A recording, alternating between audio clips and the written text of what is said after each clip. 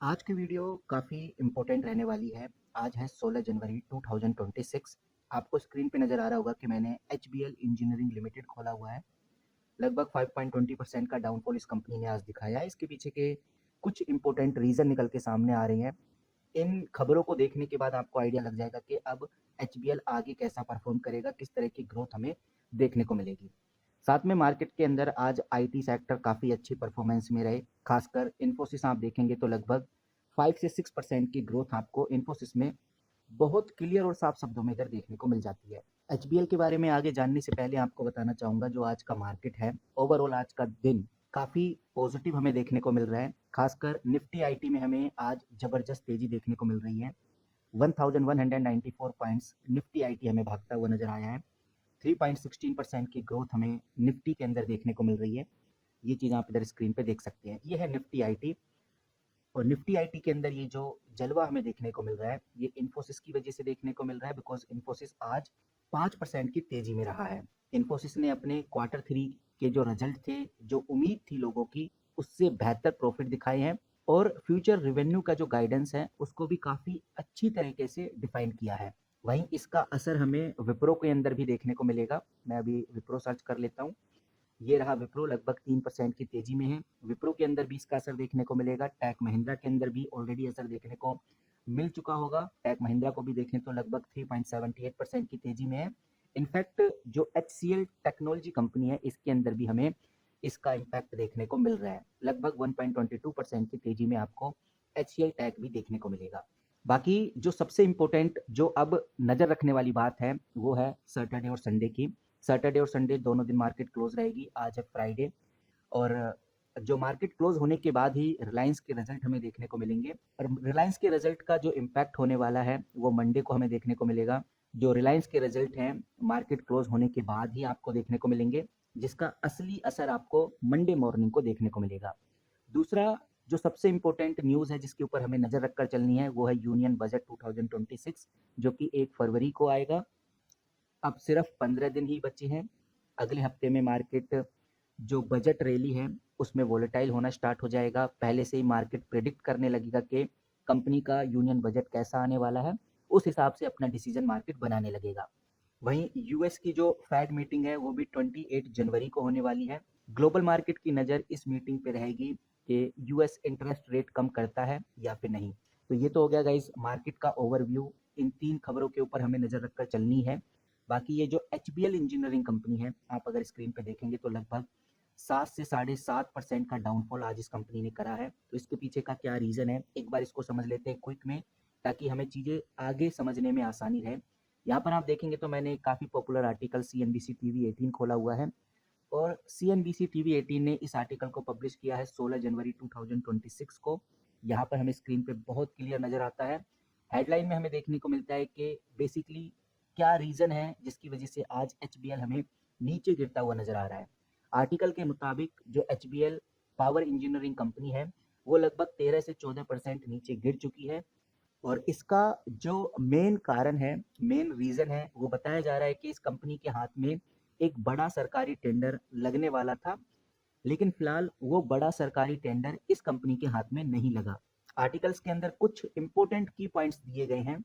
इन की पॉइंट्स के अकॉर्डिंग ये जो टेंडर था लगभग 6300 करोड़ का था। 6300 करोड़ का लोकोमोटिव यूनिट का जो टेंडर था फिलहाल HBL इंजीनियरिंग को नहीं मिला है। यहाँ पर कंपनी बताती है कि ये टेंडर किसी दूसरी कंपनी ने उनसे लिया है, उनसे छीन लिया है, ऐसा हम कह सकते हैं। ऐसा इसलिए हुआ है क्योंकि वो कॉम्पिटिटिव जो प्राइस है उसके तहत वो सस्ते में इस काम को कर लेंगे, लेकिन HBL को 63,300 करोड़ में ही इस प्रोजेक्ट को कंप्लीट करना था, इसीलिए ये ऑर्डर HBL इंजीनियरिंग को नहीं मिला। और इस टेंडर के हाथ से निकलने की वजह से कंपनी का जो टोटल लोकोमोटिव डिमांड था पहले वो 18,429 था। अब ये टेंडर कंपनी के हाथ में नहीं लगा है, तो लगभग जो अब जो डिमांड है वो 12,129 यूनिट का ही रह गया है। जैसे ही ये न्यूज़ मार्केट में आई इन्वेस्टर थोड़ा परेशान हो गए और स्टॉक्स में एक अच्छा खासा प्रॉफिट बुकिंग देखने को मिला और 14% के आसपास ये कंपनी हमें गिरती हुई नजर आई। यहाँ पर आप देखेंगे तो पूरे 1 महीने का जो डेटा है उस डेटा के हिसाब से 956 रुपीज़ से कंपनी गिरकर लगभग 811 रुपीज़ पे आपको ट्रेड होती हुई नज़र आ रही है। हालांकि यहाँ पर कंपनी ने कहा है कि वो अभी फाइनल ईयर 2027 तक 1900 करोड़ का रेवेन्यू टारगेट करेंगे, वो भी कवच बिजनेस से। और कंपनी के मैनेजमेंट को अभी पूरी उम्मीद है कि आने वाले समय में हमें और भी नए टेंडर्स मिलने वाले हैं। तो ओवरऑल अगर समराइज किया जाए कि बेसिकली क्यों एचबीएल इंजीनियरिंग आज तेजी से गिरा है, तो इसके पीछे का रीजन सिर्फ इतना है कि एक बड़ा ऑर्डर जो कंपनी के हाथ में लगना था, जिसमें 6300 यूनिट कंपनी को सप्लाई करने थे, ये टेंडर कंपनी के हाथ में नहीं लग पाया, जिसका असर कंपनी के शेयर प्राइस में देखने को मिल रहा है। फिलहाल कंपनी अभी भी अपने फ्यूचर टारगेट को लेकर ऑप्टिमिज्म पर है। तो अगर हम कंपनी के सपोर्ट लेवल की बात करें, support level in the sense के इस प्राइस के बाद ये कंपनी नीचे नहीं जाएगी। अभी फिलहाल 812 रुपये पे आज हमें ट्रेड होती हुई नजर आ रही है। तो इस कंपनी का जो मेजर सपोर्ट लेवल है वो 760 रुपीज़ है। 760 रुपीज़ के बाद ये कंपनी फिर से बाउंस बैक करेगी।